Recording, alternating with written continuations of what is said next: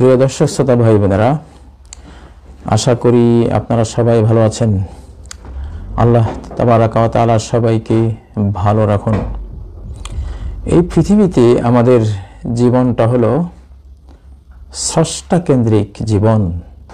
অন্তরালে আমাদের বাহ্যিক দৃষ্টির আড়ালে আমাদের জীবনটা সম্পূর্ণ স্রষ্টা কেন্দ্রিক। তিনি বাঁচান, বাঁচার সকল উপকরণ তিনি বানান, সরবরাহ করেন এবং যত নেয়ামত রয়েছে, যত অবদান রয়েছে, সবার দাতা তিনি। এখানে কারো কিছুই নেই এই মহাবিশ্বে আল্লাহ ছাড়া, কারো কিছুই নেই। এক জাররা, এক ধূলিকণা পরিমাণও কারো কিছু নেই। তো এই জন্য আমাদের একজন মুসলিম তার অন্তরে কি পোষণ করবে যে আমি এই আকাশ, এই মাটি, এই সাগর, এই নদী, পাখপাখালি, গাছগাছালি, এই অক্সিজেন, শস্যদানা, খাবার দাবার, এই সব দিয়ে বেঁচে আছি না আমি আল্লাহকে দিয়ে বেঁচে আছি?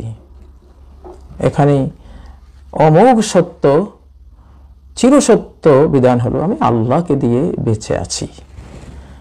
নবী সাল্লাল্লাহু আলাইহি সাল্লাম এই সত্যটি প্রতিদিন ভোরে এবং সন্ধ্যায় উচ্চারণ করতেন। আল্লাহুম্মা বিকা আসবাহনা, হে আল্লাহ, শুধুমাত্র আপনাকে দিয়েই আমি প্রভাত উদযাপন করেছি। অবিকা আমসাইনা, আপনাকে দিয়েই আমি সন্ধ্যা উদযাপন করছি, আর কিছু দিয়ে নয়। অবিকা নাহিয়া, আপনাকে দিয়েই আমি বেঁচে আছি, আর কোনো কিছু দিয়ে নয়। অবিকা নামুত, আপনাকে দিয়েই আমি জীবন অবসান ঘটাবো, আর কোনো কিছুতে নয়। ইলাইকান নুশুর, আপনার দিকেই আমার শেষ বিদায় চলে যাওয়া। ইলাইকাল মাসির, আমার শেষ পরিণতি আপনার দিকেই। এই সত্যটিরই আল্লাহ পরীক্ষা করছেন। আমরা কে কি বুঝি এখানে? আমাদেরকে কি টাকা পয়সা বাঁচিয়ে রাখে? আমাদের কি আকাশ মাটি বাঁচিয়ে রাখে? আমাদেরকে কি অক্সিজেন বাঁচিয়ে রাখে? আমাদের দেহের সন্নিহিত প্রবাহ, রক্ত প্রবাহ বাঁচিয়ে রাখে? নাকি এগুলোর মাধ্যমে সম্পূর্ণ বাঁচিয়ে রাখার ক্ষমতা এবং এই কাজটি শুধুই আল্লাহর? হ্যাঁ, এখানে জবাব সেটাই। আল্লাহ বাঁচিয়ে রাখেন, শত সহস্র উসিলা দিয়ে বাঁচিয়ে রাখেন, লালন পালন করেন। এটা তার দেয়া সিস্টেম। তিনি ইচ্ছে করলে টোটাল এসব সিস্টেম রহিত করে দিয়ে খাবার ছাড়াই বাঁচিয়ে রাখতে পারেন, পানি ছাড়াই বাঁচিয়ে রাখতে পারেন, আলো ছাড়াই বাঁচিয়ে রাখতে পারেন, পৃথিবী ছাড়াই বাঁচিয়ে রাখতে পারেন। যেমন ফেরেশতাদেরকে বাঁচিয়ে রাখছেন, কোনো খাবার নেই, কোনো অক্সিজেন নেই, কোনো পানি নেই, তাদের কোনো ওষুধ নেই, তাদের কিছুই লাগে না। তো এমনটা তিনি চাইলে বাঁচিয়ে রাখতে পারেন। তো সেজন্য চেতনা এটাই যে আমরা আল্লাহকে দিয়েই ভোর করি, আল্লাহকে দিয়েই সন্ধ্যা করি, আল্লাহকে দিয়ে বাঁচি বলতে কি, একটু চাকরিতে যাই, আল্লাহকে দিয়েই চাকরিতে যাই, ব্যবসায় যাই, উন্নতি করি, প্রফিট করি, আল্লাহকে দিয়েই সেই ব্যবসা শুরু করি, আল্লাহকে দিয়ে প্রফিটটা আনি, কারণ তার দেয়া সিস্টেম। কৃষিতে যাই, আল্লাহকে দিয়েই তার ক্ষমতা দিয়ে, তার থেকে প্রদত্ত ক্ষমতা দিয়ে কৃষি করি, তার থেকে প্রদত্ত জমিন দিয়ে কৃষি করি, তারই সৃষ্টি করা বীজ দিয়ে সেখানে বপন করি, তার থেকেই প্রদত্ত সার, পানি, সূর্যের আলো, কত কি সবকিছু সেখানে আমরা ব্যবহার করি এবং তাকে দিয়েই আবার ফসল ঘরে তুলি। তিনি তৌফিক না দিলে সে ফসল ঘরে তুলতে পারতাম না। টর্নেডো দিয়ে কত সময় নিয়ে যান হওয়া ফসল আমরা হারিয়ে ফেলি, কত সময় পোকে খেয়ে যায় আমরা পাই না, কত সময় কত বিপদ আপদ এটাকে ধ্বংস করে দেয় আমরা পাই না, টর্নেডো এটাকে উড়িয়ে নিয়ে যায় আমরা পাই না। তো আসলে সবকিছু আল্লাহ কেন্দ্রিক। এটাই হলো জীবন এবং কোরআনের বক্তব্য এটাই। সমস্ত আসমানি গ্রন্থের শুরু থেকে শেষ পর্যন্ত কথা একটাই, যে জীবনটা কিন্তু যদিও সৃষ্টি কেন্দ্রিক। তোমরা দেখছো, দেখা যাচ্ছে যে তুমি খেয়ে বেঁচে আসো, পানি পান করলে তুমি বাঁচো, না হলে মারা যাবা, তুমি অক্সিজেন নিলে বাঁচবা, না হলে মারা যাবে, এগুলো দেখছো। বাট এই সিস্টেমগুলো দিয়েই আরেকজন তোমাকে বাঁচাচ্ছেন, তার কমান্ডটাই চূড়ান্ত এবং ফাইনাল সত্য। এখানে তিনি সিস্টেম দিয়েছেন, এই সিস্টেম তিনি ইচ্ছা করে রহিত করে দিবেন, তুমি অক্সিজেন ছাড়াই বেঁচে থাকবা। আগুনের ভিতরে কিভাবে নবী ইব্রাহিম বেঁচেছিলেন? সেখানে তো কোনো অক্সিজেন তো প্রশ্নই আসে না, সেখানে চামড়া পুড়ে মুহূর্তে দগ্ধ হয়ে কিম্বুত কিমাকার হয়ে যাওয়ার কথা, কিন্তু বাঁচিয়ে রেখেছেন। এটা তার দেয়া সিস্টেম। মাছের গভীরে, মাছের পেটে, সেই সমুদ্রের গভীরে বেঁচে থাকার তো কোনো সম্ভাবনাই নেই। ওখানে ঢুকার সাথে সাথে তো মৃত্যু চলে আসবে, কিন্তু না, দীর্ঘ সময় সেখানে জীবনটা রেখে দিয়েছেন কে? আল্লাহ। তো জীবনের নিয়ন্তা, স্রষ্টা, সবকিছু আল্লাহর হাতে। প্রিয় বন্ধুরা, এজন্য সৃষ্টিকর্তার পৃথিবীতে মানুষ সীমা লঙ্ঘন করে, অপরাধ করে, স্রষ্টার বিরুদ্ধে, সৃষ্টির বিরুদ্ধে করতে করতে করতে শেষ বর্ডারে যখন এসে যায়, শেষ সীমানা এসে যায়, তখন এবার বিদায়ের পালা। বিদায়, তোমাকে চলে যাও, তোমার আর এই পৃথিবীতে আর থাকার অধিকার নেই। সৃষ্টিকর্তার শেষ কমান্ড যখন আসে, বিদায় করে দেন। তো বাংলাদেশে বর্তমানে আপনারা যেটা চলছে, আমাদের একটা জাতির জুলুম, একটা দেশের অতিরিক্ত জুলুম এমন একটা শেষ সীমানায় এসে গেছে যে এখন বন্ধু বিদায়ের পালা, এখন আর তোমার সাথে আর চলবে না। অতিলকাল আইয়ামু নুদাবিলুহা বাইনান নাস। 1971 আমরা পাকিস্তানকে বিদায় জানিয়েছিলাম, বন্ধু তোমার সাথে আর চলবে না। তুমি যতই ভাই হও, মুসলিম ভাই ছিলে, কিন্তু এমন এক পর্যায়ে নিয়ে গেছো যে তোমার সাথে আর চললো না।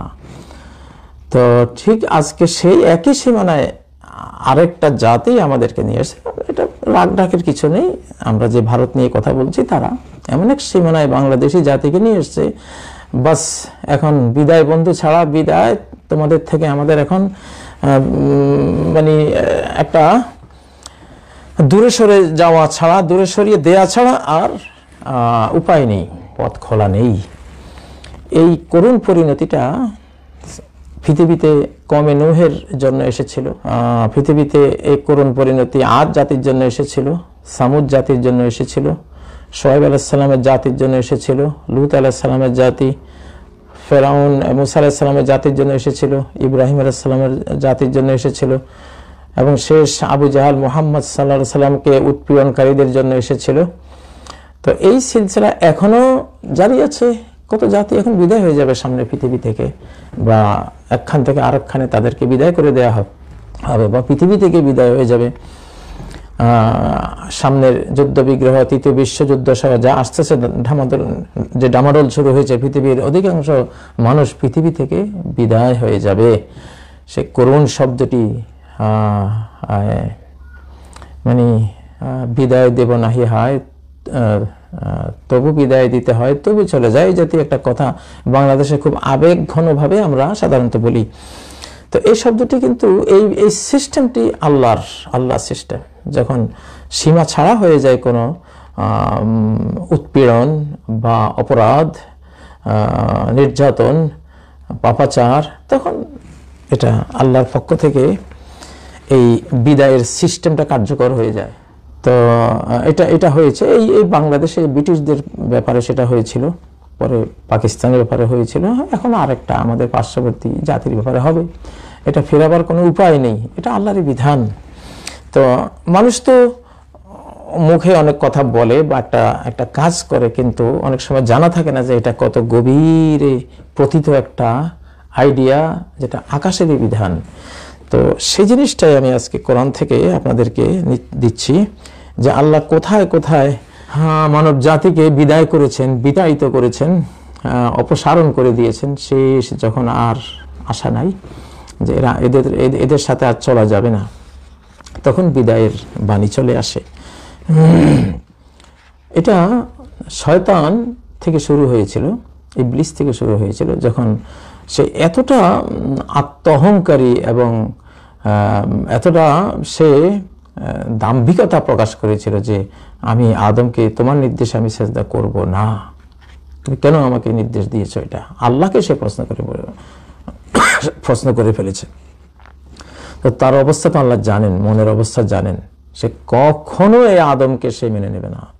অতএব যেহেতু মেনে নেবা না, আমার মহাবিশ্বে তুমি থাকছো, আমারই সৃষ্টি, তুমি আমাকেই যখন আদমকে ডিনাই করার মাধ্যমে তুমি আমাকে ডিনাই করেছো, হ্যাঁ, তুমি যেমন আমার আনুগত্যকে বিদায় করে দিয়েছো, এখন আমারও তোমাকে বিদায় করে দিতে হবে। এই জন্য আল্লাহ তাআলা কি করলেন? আউযু বিল্লাহি মিনাশ শাইতানির রাজিম আমরা পড়ি না, আশ্রয় চাই আল্লাহর কাছে বিতাড়িত শয়তান থেকে। তাহলে প্রথম বিতাড়নের ঘটনা এই পৃথিবীতে হয়েছিল শয়তানের ক্ষেত্রে। বিতাড়ন, এই যে বিতাড়ন, এই বিতাড়নের এই কথা সূরা আরাফ 97 সূরা আরাফের 18 নম্বর আয়াতে এসেছে। قال اخرج منها مذءوما مدحورا, তিনি বললেন, আল্লাহ বললেন, উখরুজ, বেরিয়ে যাও, মিনহা, এই জান্নাত থেকে, মাযউমান, নিন্দিত, কলঙ্কিত হয়ে, মাদহুরা, বিতাড়িত হয়ে। এখানে মাদহুর মানে বিতাড়িত। দেখুন আল্লাহ তাকে বিতাড়ন করেছেন। এখন রাজিম শব্দটাই আপনাদেরকে দিচ্ছি কোরআনের আরেক জায়গা থেকে। এটা বিভিন্ন সূরায় এই প্রসঙ্গটি এসছে, শয়তানকে বিতাড়িত করার এই বিষয়টি। সূরা আল হিজরে আল্লাহ তাআলা বলছেন 34 নম্বর আয়াত, 15 নম্বর সূরা, সূরা আল হিজর 14 নম্বর পারা। قال فاخرج منها فإنك رجيم, তিনি বললেন ফখরুজ, অতএব তুমি বেরিয়ে যাও, হ্যাঁ অবাধ্য, সীমা ছাড়া অপরাধী, তুমি বেরিয়ে যাও এই জান্নাত থেকে। ফাইন্নাকা রাজিম, কারণ তুমি রাজিম, তুমি বিতাড়িত, সেই দুর্ভাগ্য তোমার কপালে লেখা হয়ে গেছে। প্রিয় বন্ধুরা, আমার আপনার বা আমার আপনাদের কারো কপালে যাতে এই দুঃখজনক ঘটনা না ঘটে যে আমরা আল্লাহর রহমত থেকে, আমরা তার করুণা থেকে, স্নেহ মায়ার পরশ থেকে আমরা বিতাড়িত হয়ে যাই। সেখান থেকে আল্লাহ যখন বিতাড়িত করে দেন, সব জায়গা থেকে সে বিতাড়িত হয়। শয়তানকে আল্লাহ বিতাড়িত করেছেন। এখন প্রতিদিন অন্তত পৃথিবীর 200-250 কোটি মুসলিম প্রতিদিনে এই তাকে বিতাড়িত করে। তেলাওয়াতের শুরুতেই, সালাতে গেলে বিতাড়ন চলছে। আল্লাহ যাকে বিতাড়িত করবে তাকে রাখবে কে?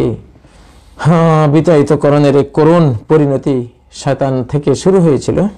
তো এরপরে মানুষের জীবনেও ঘটেছে শয়তানেরই কুমন্ত্রণা, এটা হয়। তো আমাদের গ্রাম বাংলায় আমরা আমাদের শিশুকালে যখন কলেরা বসন্ত আসতো, তখন আমরা শুনতাম, আমাদেরকে শেখানো হতো, তোমরা বলো যে পার্শ্ববর্তী একটা বাড়ি ছিল, তারা বলতো এই বাড়ির বলা ওই বাড়ির যারে দূর হও, দূর হও, মানে এই বাড়ির মুসিবত ওই বাড়ি চলে যাও, দূর হও, দূর হও। এই দূর হও কথাটা, এটাই এক সময় আসে, মানুষ দূর করে দেয়। যার সাথে জীবন এতদিন চলেছিল, হয়তো এখন এমন এক পর্যায়ে চলে গেছে আর চলে না। স্বামী স্ত্রীর ক্ষেত্রেও দূর হও, বন্ধুদের ক্ষেত্রেও দূর হও, কোনো জাতির বিরুদ্ধেও যখন আর তাদের সাথে চলে না, দূর হও। যেটাকে খেদাও আন্দোলন বলেন, বয়কট বলেন, দূর হওয়া বলেন, এগুলো আসে মূলত আসমান থেকে, আল্লাহর কাছ থেকে। আল্লাহ তো জানেন। তো তখন শেষ বিদায়ের সময় এটা আসে।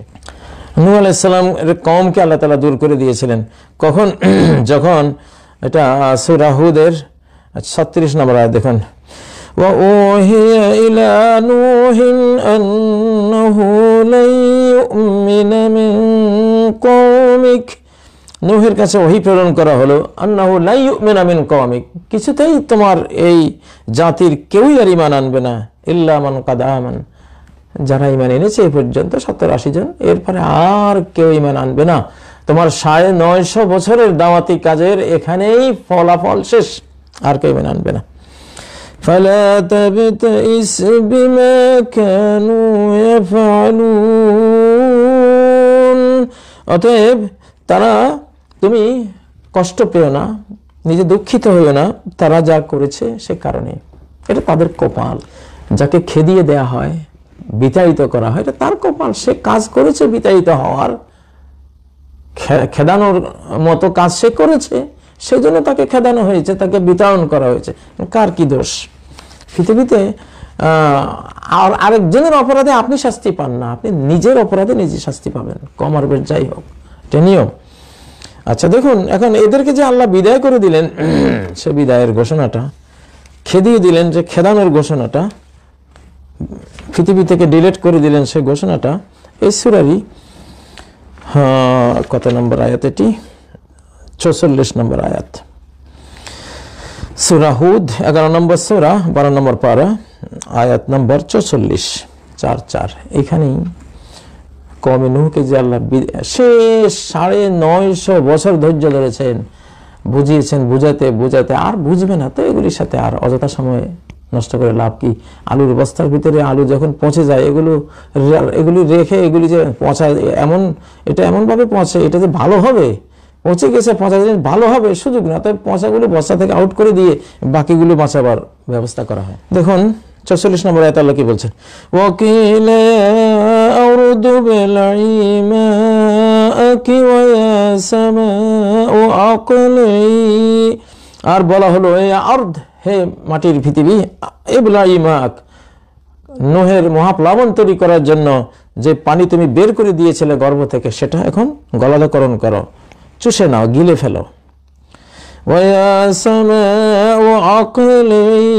আর হে আকাশ, তোমার বৃষ্টিপাত তুমি বন্ধ করে দাও, এখন আর বৃষ্টিপাতের দরকার নেই।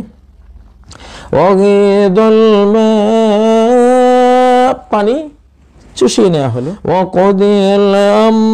এবং আল্লাহর আদেশ, অপরাধীদের, ক্রিমিনালদের ধ্বংসের আদেশ বাস্তবায়ন করা হলো।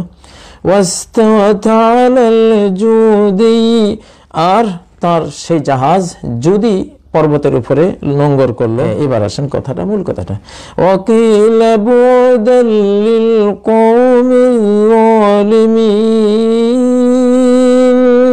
আর বলা হলো বোদান, দুরহাও, বিতাড়িত হও। এই বাণী ঘোষণা করা হলো, ক্যাম্পেইন করা হলো, কাদের জন্য? লিল কওমিল যালিমিন, এমন সব লোকেদের জন্য, এমন সম্প্রদায়ের জন্য, যালিমিন যারা ছিল।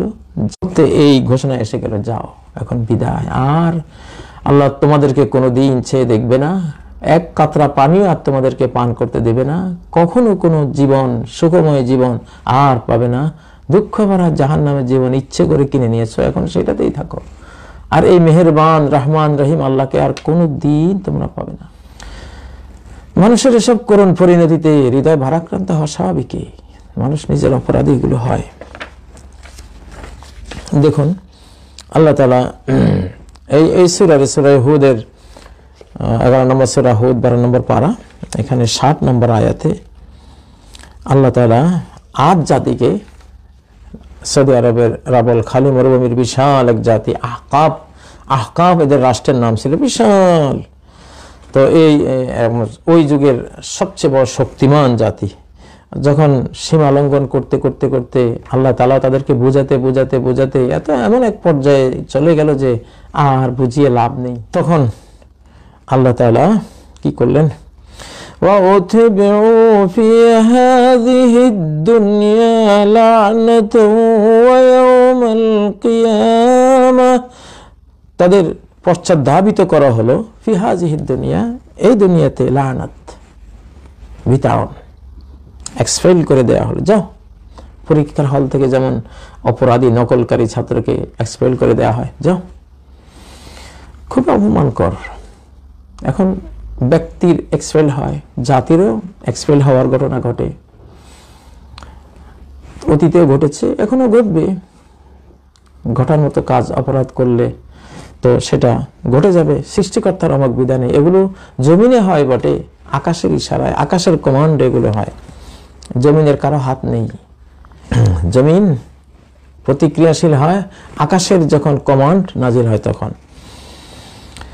তো তারপর আল্লাহ বলছেন, আলা ইন্না আদান কাফারু রাব্বাহুম, সাবধান, জেনে রাখো, আদ, তারা তাদের প্রভুর সাথে, মালিকের সাথে, রবের সাথে তারা কুফরি করেছে, বিদ্রোহ করেছে।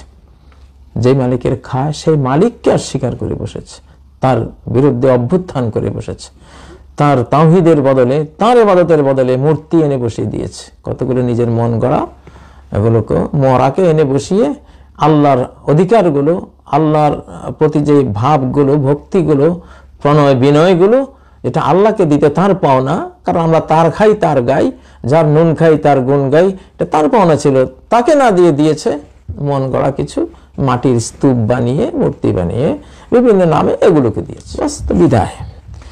এরপরে দেখুন শব্দটা কি, আলা বুদাল আদিন কওমে হুদ, জেনে রাখো, বদান, দূর হয়ে যাও, আলা বদান, দূর হও, কওমে হুদ, হে হুদের জাতি, দূর হও।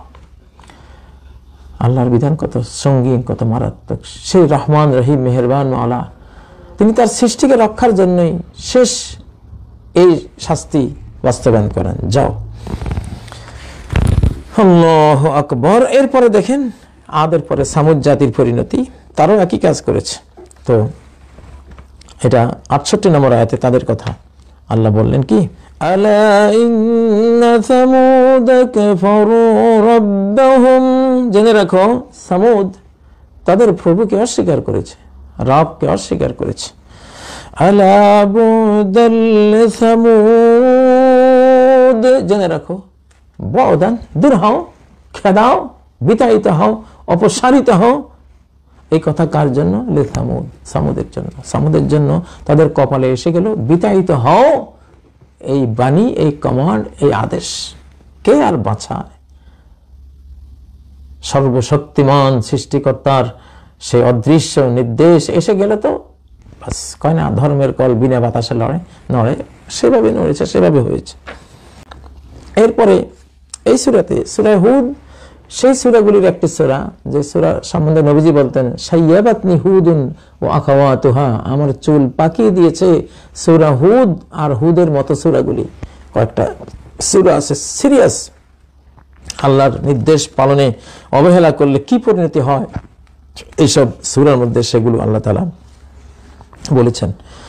আচ্ছা, এরপরে মাদিয়ান শহর নগরবাসী, মাদিয়ানবাসী, তারা শুআয়ব আলাইহিস সালামকে অস্বীকার করেছে, আল্লাহর আদেশ নিষেধ লঙ্ঘন করেছে। করতে করতে করতে শেষ এমন একটা পর্যায়ে এসছে যে আল্লাহ তাদেরকেও বিদায় করে দিলেন। এই সূরা হুদেরই 95 নম্বর আয়াতে তাদের সেই করুণ বিদায় এবং বিতাড়নের ইতিহাস আল্লাহ বলছেন, কাআল্লাম ইয়াউনু ফিহা আলা বুদাল লিমাদিয়ান কামা বা'দাত সামুদ, কাআল্লাম ইয়াউনু ফিহা, এমন ভাবে বিদায় হয়েছে যে যেন এরা ছিলই না এখানে। এই শহর, এটা যে তাদেরই ঘর বাড়ি ছিল এক সময়, আজকে দেখে আর বোঝারই কোনো কায়দা নাই, এমন ভাবে তারা বিতাড়িত হয়েছে, বিদায় হয়েছে এখান থেকে। আলা বুদাল মাদিয়ান, জেনে রাখো মাদিয়ানবাসীর জন্য দূর হও বিধান, দূর হও, দূর হও একটা বিধান, আসমানে বিধান, কোরআনে বর্ণিত বিধান, দূর হও। আকাশ থেকে যখন দূর হও এটা এসে যায়, দূর না হয় আর যাবেন কোথায়? কোনো উপায় নেই। এটা আমি বলেন আর আপনি বলেন, আমরা সবাই অপরাধ করলে দূর হও, দূর হও, বাস।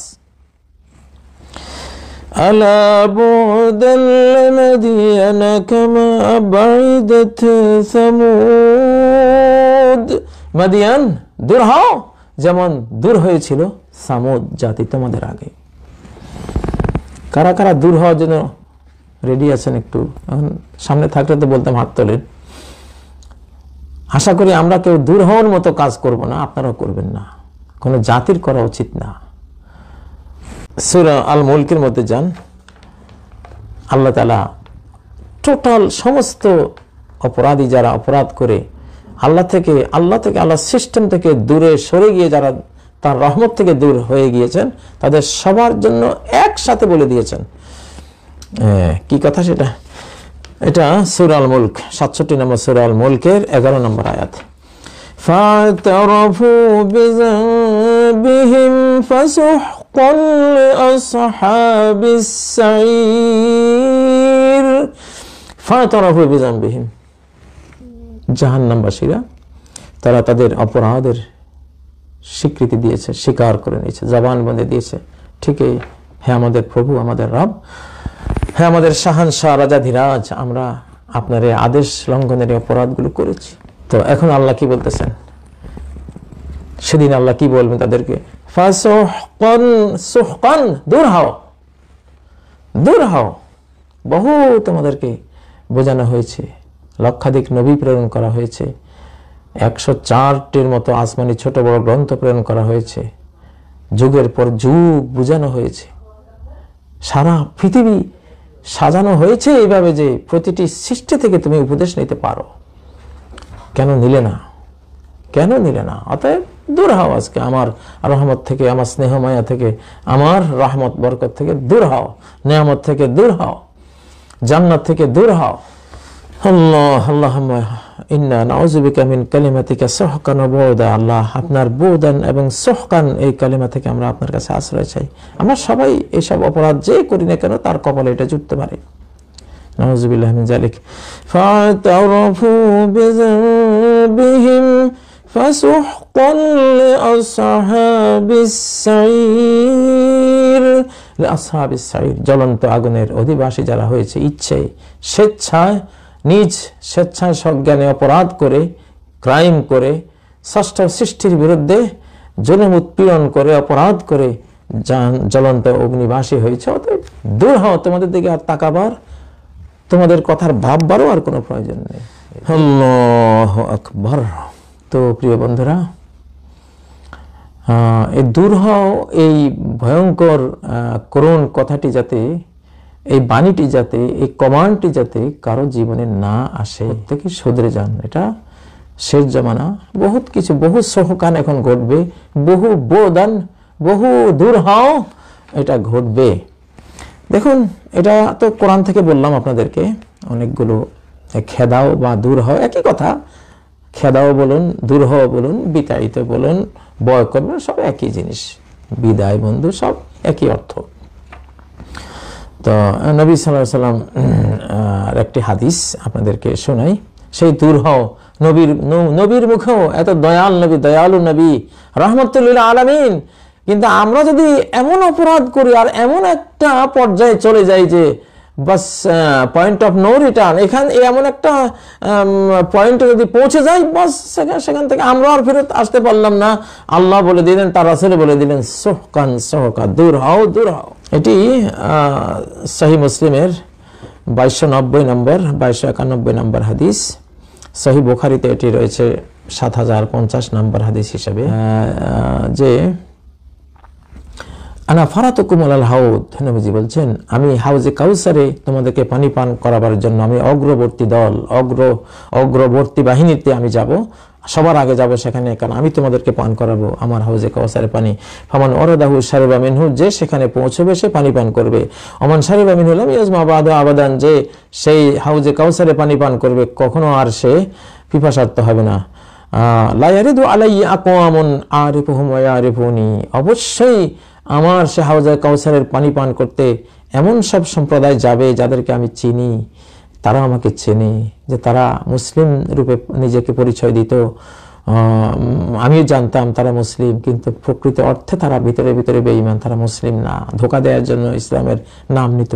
সুম্মা ইউহালু বাইনি ওয়া বাইনাহুম, তারপর আমার আর তাদের মাঝে অন্তরায় তৈরি করে দেওয়া হবে, তাদেরকে আমার কাছ থেকে সরিয়ে নেওয়া হবে। তো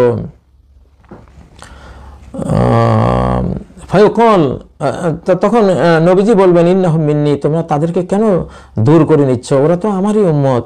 ফায়ুকাল ইন্নাকা লা তাদরি মা বাদদালু বাদাক, তখন বলা হবে, আপনি জানেন না আপনার মৃত্যুর পর তারা কি কি চেঞ্জ এবং বদলানোর মতো অপরাধ আপনার দিনে নিয়ে এসেছিল, আপনার রেখে যাওয়া জীবন বিধানে বহু কিছু তারা বদলে ফেলেছিল, আপনি জানেন না সেটা। এই জন্য তাদেরকে আজকে এখান থেকে আপনার হাউজে কাউসার থেকে বিতাড়িত করা হচ্ছে, খেদিয়ে দেয়া হচ্ছে, দূর করে দেয়া হচ্ছে। তো যখন আমি দেখবো যে আল্লাহ তাদেরকে খেদাচ্ছেন, বিতাড়িত করছেন, তখন আমি কি করব? আমি কি তাদের পক্ষ নেব না আল্লাহর পক্ষ নেব? তারা তাদের পরিণতি, তাদের পাওনা তারা পেয়েছে, তা আমি কেন এখন, আল্লাহ যার পক্ষ নেননি আমি কেন তার পক্ষ নেব? ফাআকুল সুহকান সুহকান, আমি বলবো দূর হও দূর হও, মান বাদদালা বাদি, আমার পরে যে বদলে দিয়েছে আমার দিনকে। তো সম্মানিত বন্ধুরা, দূর হও দূর হও, এই কথা, এই করুণ কমান্ড যাতে কারো ভাগ্যে না জোটে। প্রিয় বন্ধুরা, এটা সেরকম কর্ম করলে এটা জুটবেই, কপালে আসবেই। তো আজকে আমরা বাংলাদেশি, বাংলা ভাষী জাতি, বহু নির্যাতন সয়েছি আমরা এই পৃথিবীতে। 1000 বছরের ইতিহাস বাংলাদেশেরও। আমাদের এই অঞ্চলে 300 বছর থেকে নির্যাতিত আমরা। তো আল্লাহ তাআলা হয়তোবা একটা পরিণতিতে আমাদেরকে নেবেন ইনশাআল্লাহ। বাংলাদেশি, বাংলা ভাষী জাতিকে গোলাম বানিয়ে তাদের নীতি নৈতিকতাকে কত ধ্বংস করা হয়েছে। গোটা জাতিকে নেশা দিয়ে এক ধরনের খুন করা হয়েছে। বিভিন্ন ধরনের অপরাধে জড়িয়ে তাদের আখলাক, চরিত্র, তাদের আচরণ, তাদের সাহস, তাদের উচ্চ অভিলাষ, এগুলি সব ধুলায় মিশিয়ে দেওয়া হয়েছে। তাই জাতিকে তুলে আনতে হবে ইনশাআল্লাহ। গোটা বাংলাদেশি, বাংলাভাষী টোটাল জাতিটাকে উঠে আসতে হবে ইনশাআল্লাহ। তো এখন মুক্তির সময় এসেছে ইনশাআল্লাহ। আল্লাহ মুক্ত করবেন।